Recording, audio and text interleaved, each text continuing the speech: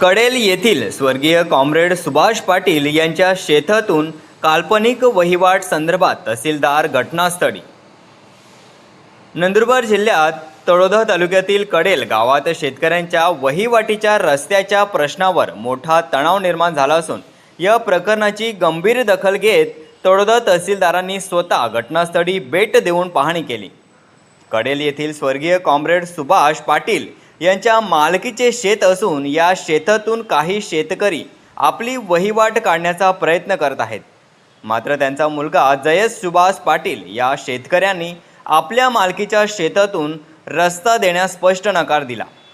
त्यामुळे समोरील शेतकऱ्यांनी रस्ता खुला करून द्यावा अशी मागणी तळोदा तहसीलदारांकडे तक्रारी केली होती। या तक्रारी दखल घेत तहसीलदार स्वतः कडेल येथे भेट देऊन घटनास्थळी प्रत्यक्ष पाहणी केली।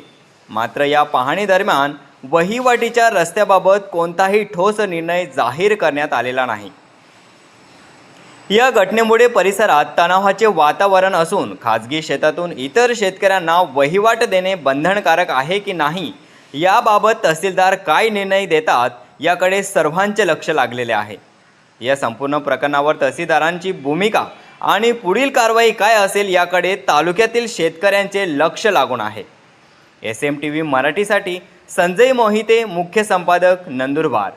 आज तळोदा तहसीलदार साहेब इथं आलेले होते पाहणी करण्यासाठी। नेमकी तक्रार काय होती आणि तुमचं म्हणणं काय? माझे हेच म्हणणं आहे काही माझे क्षेत्र आहे।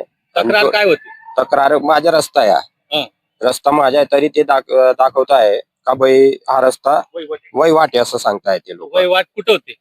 वहिवाट आहे नाही तर कुठे आहे? रेकॉर्ड वरती पण नाही आणि कशातही नाही वहिवाट आहे, तरी ते लोक प्रेशराईज करताय।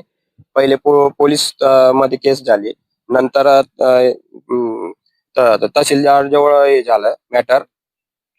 हे असं चाललंय पूर्ण, म्हणजे जे नाही आहे तरी पण ते दाखवत आहे काय आहे। तहसीलदार साहेब आले, त्यांनी काय सांगितलं तुम्हाला?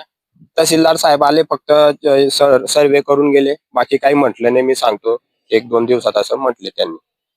तुम्हाला अपेक्षित असा निर्णय काय पाहिजे, काय हवा? अपेक्षित निर्णय माझ्या खुना आलेले आहेत, तिथून फक्त मला बाण टाकून भेटावा आणि त्यांच्या भावाच्या शेतातनं त्यांनी जावं असं। हा, आणि एवढे दिवस तेच वापरत होते का बाई, तिकडनंच वापरत होते ते लोक। आज 18 वर्षापर्यंत तिकडनंच वापरत होते, ऊसामधनं भावाच्या ऊसामधनं काढत होते। आता माझे वडील वारले म्हणून ते इकडनं काढायला लागले तर मी नाही, काटे टाकून दिले मी।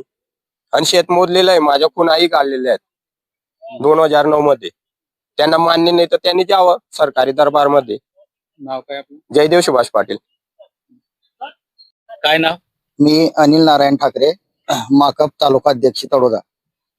आज या ठिकाणी एक वहिवाट संदर्भात एक तहसीलदारांनी स्थळ निरीक्षणाची तारीख दिलेली असल्यामुळे त्यानुसार आम्ही इथं उपस्थित होतो।